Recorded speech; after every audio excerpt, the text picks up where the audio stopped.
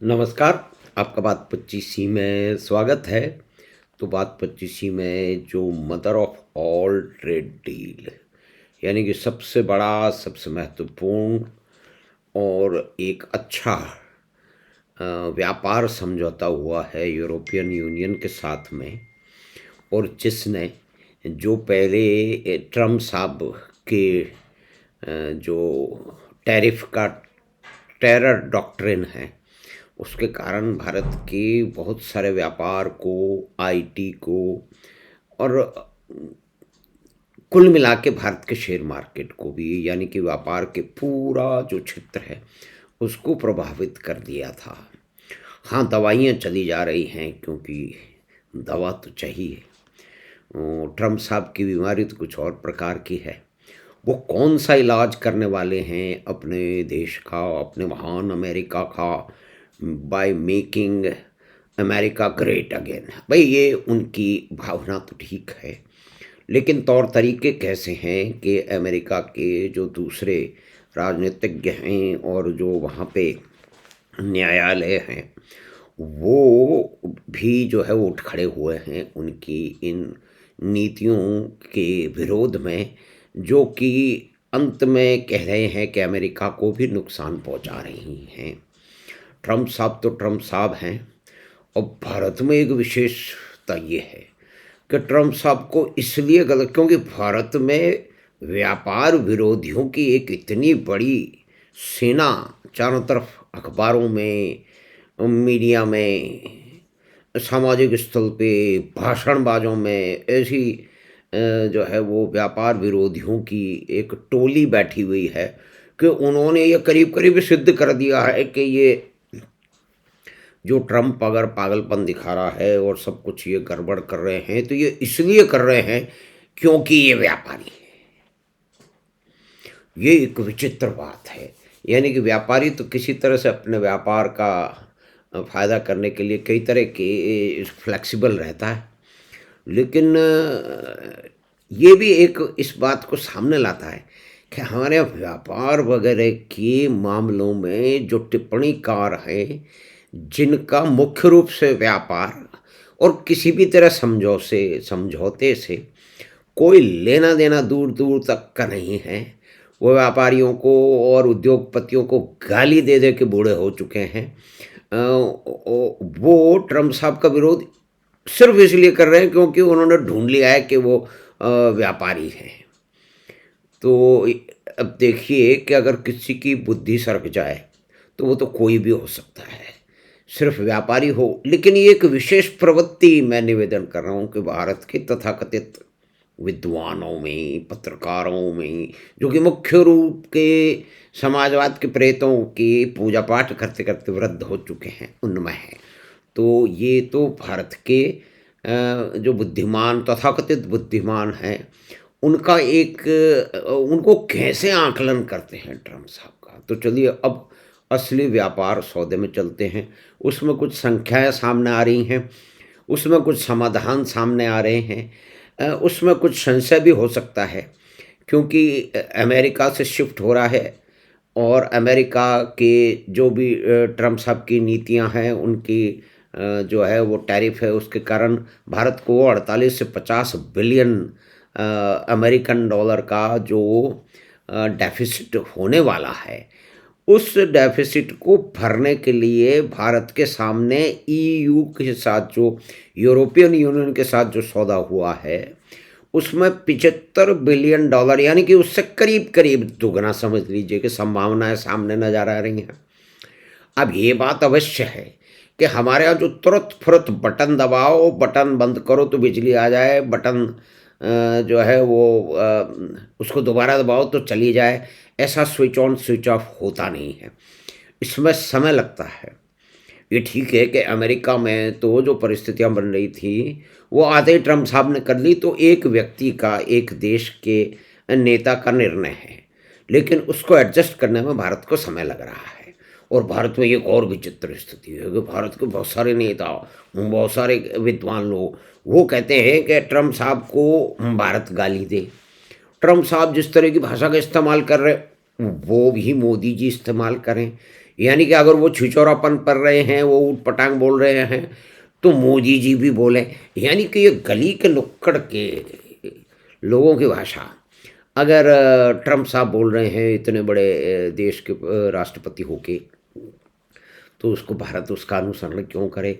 भारत उनके ट्रैप में क्यों फँसे? तो ये सारे के सारे झंझटों के बाद में भी ट्रम्प साहब ने ये भी कह दिया कि भारत की जो अर्थव्यवस्था है, इकोनॉमी है, वो डेड इकोनॉमी है, hell with your dead economy. और भारत में कुछ नेता तुरंत खड़े हो गए और उन्होंने कहा था हमने तो पहले ही कहा था कि भारत की डेड इकोनॉमी है। यानी कि कुछ पता नहीं है आपको डेड इकोनॉमी कैसे है, जिस प्रतिशत से 8% के आसपास से ग्रो कर रही है। 10-11 साल में $2 ट्रिलियन इसमें जुड़ चुके हैं, जो कि पहले के हम पुराना छोड़ दें तो पिछले 75-70 साल मतलब 60 साल से अधिक में 65 साल में जुड़े हैं, वो 10 साल में बढ़ गए। अब ये ठीक है कि हम पीछे रह गए चीन से, क्योंकि चीन ने तो समाजवाद के सारे प्रेतों को एक तरफ से उनसे मुक्ति पा ली थी और उन्होंने अपनी कॉम्पिटिटिव जो नेस थी उनकी, कि उनके पास ज़मीन है, उनके पास ये लोग काम करने वाले के लिए हैं, तो वो 40 साल में समाजवाद के सारे प्रेत और वामपंथ के भूत उनको छोड़ करके वो दुनिया की फैक्ट्री बन गए। भारत के वामपंथी आज तक पूजा पाठ कर रहे हैं। तो ये मुख्य कारण है भारत के पीछे रहने का, कि चीन की जो है वो अर्थव्यवस्था अभी 17-18 ट्रिलियन यूरोपीय यानी कि कम से कम 4-5 गुनी खड़ी है। तो ये दोस्तों कहाँ जाएगा, इसकी कोई आकलन करना पड़ेगा। तो कुल मिला के समाजवादी विचारों के प्रतिपादक, उनके पूजक उन्हीं में जाएगा। तो खैर अब ट्रेड डील पे आ जाते हैं। तो हमने तो ये बताया कि मतलब ये जो कि संख्याएं सामने आ रही है, उसके हिसाब से करीब करीब दुगना अपॉर्चुनिटी जितनी लूज करी है, डेफिसिट शायद होगा अमेरिका के ट्रेड के कारण, ट्रम्प साहब की नीतियों के कारण, तो उससे दुगनी वहाँ पे हमें मिल चुकी है। ये एक मुख्य बात है। और उसके बाद में जो भारत का जो आईटी सेक्टर है, उसके लिए भी नए रास्ते यूरोप में खुलेंगे, क्योंकि वो प्रिविलेज्ड एक्सेस यानी कि एक विशेष प्रकार की आपको वहाँ अनुमति होगी कि ये ठीक है कि माइग्रेशन के कारण वहाँ पे यूरोप में काफ़ी उथल-पुथल है, काफ़ी उन्हें कड़वे अनुभव हुए हैं। तो वो उसको लिए इतना खुला वो अब नहीं रहे हैं। पहले से वो उसको वो ज़रा सावचेत हो गए हैं, तो वो तो बात है।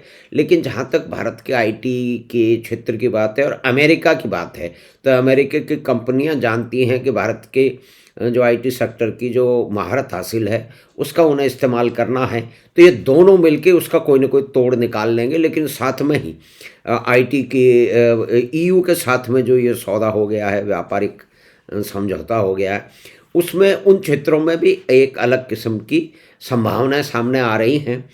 और यूरोप में ठीक है कि जो है वो एक यूरोपियन यूनियन है, उनके कुछ कॉमन नियम हैं, लेकिन उसके उपरांत भी भारत के लिए जो इतने सारे देश हैं यूरोपियन यूनियन के, उसमें बहुत सारी संभावनाएं हैं और उनके लिए भी, उन लोगों के लिए भी भारत में एक बाज़ार है। तो भारत का बाज़ार एक महत्वपूर्ण बाज़ार है, जिस बाज़ार को रोज़ गाली पड़ती है। देखिए सारी दुनिया के लोग इस बाज़ार में आ रहे हैं अपना काम करने के लिए।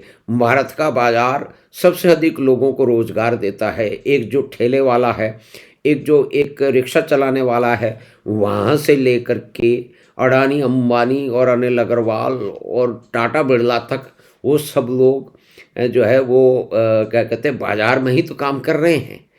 लेकिन हमारे यहाँ जहाँ पे 62 करोड़ लोगों के लिए जॉब अपॉर्चुनिटी है, उसमें ऊपर नीचे कुछ हो सकता है, ये संख्याएं कभी हम बात करते नहीं हैं। तो उसी बाज़ार के कारण यूरोप के साथ में, क्योंकि हमारा बाज़ार पहले से बेहतर हुआ है, हमारी क्षमताएं पहले से अधिक हुई हैं, तो हम नया बाज़ार ढूंढ सकते हैं। और हम जैसे भारत ने ये किया है कि जो महंगी कारें आ रही थी उस पे 110% जो ड्यूटी लगा रही थी, अब उसको कम कर दिया है 25 लाख से अधिक की कारों पे। तो 25 लाख से अधिक की कारों की संख्या तो कम है। अब आपको गिव एंड टेक तो करना पड़ेगा। अगर आप भारत मेरे वहाँ के यूरोप का जो है वो बाज़ार आपके पास आ रहा है, तो आपको भी अपना बाज़ार एक खोलना पड़ेगा। ये एक ही तरह का रास्ता ये चलता नहीं है, ये हमें सब मालूम है। तो ये कहा जा सकता है कि मुक्त व्यापार सौदा जो हो चुका है, उसमें अधिकतर मामलों में भारत की जो फिलहाल समस्याएं अमेरिका के ट्रंप साहब की नीतियों के कारण, उनके टैरिफ के कारण हो चुकी थी, उसका काफ़ी कुछ तोड़ निकल जाएगा और फिर आगे का रास्ता पहले से आसान हो जाएगा। तो ये एक वैश्विक अस्थिरता जो है उसके कारण अस्थिरता कोई न कोई तो रहेगी। देखिए कि परिवर्तनशील पूरा का पूरा विश्व है, उसमें परिवर्तन कई तरह के हो जाते हैं।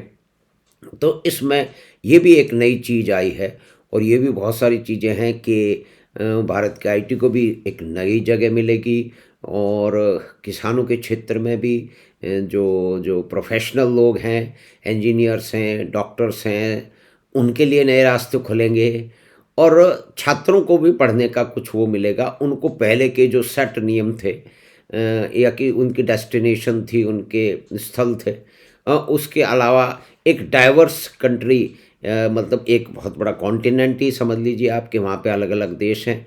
तो उसके सामने भारतीय वस्तुओं के लिए भी एक बहुत ही विश्वसनीय और डाइवर्स, यानी कि एक जिसको कहते हैं कि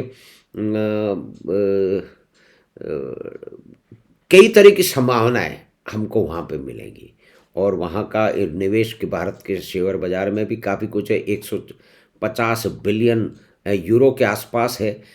तो वो भी एक संभावना है और फिर उसके बाद में जो कि वहाँ के नियम हैं, कायदे हैं, क्वालिटी के हैं और दूसरी तरह के ग्रीन फंडिंग के हैं, ग्रीन एस्पेक्ट के हैं, उसके लिए उन्होंने करीब 500 मिलियन जो है वो यूरो की एक योजना बनाई है, जिससे कि भारत की कंपनियाँ वो यूरोप में सामान अपना ठीक तरह से बेच पाएँ और उसको समझ पाएँ, अपनी जो गुणवत्ता है उसको बेहतर कर पाएँ, तो उसकी भी संभावनाएँ सामने आ रही हैं। तो हमें आशा है कि छोटी जो बातचीत जो कि मदर ऑफ ऑल ट्रेड, यानी कि भारत ने अमेरिका के साथ तो झंझट चल रहा है, वो कब पलट जाएगा इसका कुछ संभावना उसके बारे में कुछ कह नहीं सकते कि ट्रम्प साहब कभी तो कुछ बोल देते हैं। अभी कुछ दिनों पहले बोल दिए कि मोदी जी बहुत जो है वो हमारे पुराने दोस्त हैं और भारत में बहुत सारी संभावनाएं भी हैं और क्षमताएं भी हैं, तो हम एक अच्छी डील करेंगे। तो ये ट्रम्प साहब कभी भी कुछ भी बोल सकते हैं, लेकिन एक बात अवश्य है कि टर्की में जो भूकंप आए थे, तो भारत ने वहाँ जा कर के कई सारे जो है वो काम किए थे, उनकी मदद की थी भूकंप में। भारत का बड़ा उसके अंदर एक इन्वेस्टमेंट हुआ था, लेकिन टर्की एक अलग तरह का देश है जो कि जो इस्लामिक जो फंडामेंटलिज्म है उसको प्रमोट करता है और वहाँ का जो एर्दोगान साहब हैं वो उसमें सब जगह के चौधरी बनना चाहते हैं। तो इसमें कई तरह की जो पहले ट्रेड जो थे 6-7 बिलियन डॉलर के आसपास में, अब वो उससे आधे हो चुके हैं और ये जो व्यापारिक समझौता हुआ है उसमें टर्की का सामान जो है वो भारत में नहीं आएगा। टर्की के सामान के लिए ये ऐसा समझा जा रहा है कि भारत का बाज़ार उनके लिए खुला नहीं रहेगा। तो हमें आशा है कि बातचीत जो कि mother of all trade deals के साथ भारत और ईस्टर्न यूरोप के साथ, मतलब यूरोपियन यूनियन के साथ में वही है, जिसमें बहुत सारे ईस्टर्न यूरोप के तो जो है वो पहले के जो देश थे ईस्टर्न ब्लॉक के थे, वामपंथियों के साथ में वो भी थे, वो भी अब उठ खड़े हुए हैं। 35 साल से ज़्यादा उनको हो चुके हैं, उसमें परिवर्तन आने वाला है। तो हमें आशा है कि बातचीत आपको पसंद आई होगी, तो आप चैनल बात 25 को सब्सक्राइब करें, लिंक अपने मित्रों और परिवार के साथ साझा करें। हम आपसे फिर मिलेंगे बात 25 के अगली बात पर। धन्यवाद, नमस्कार।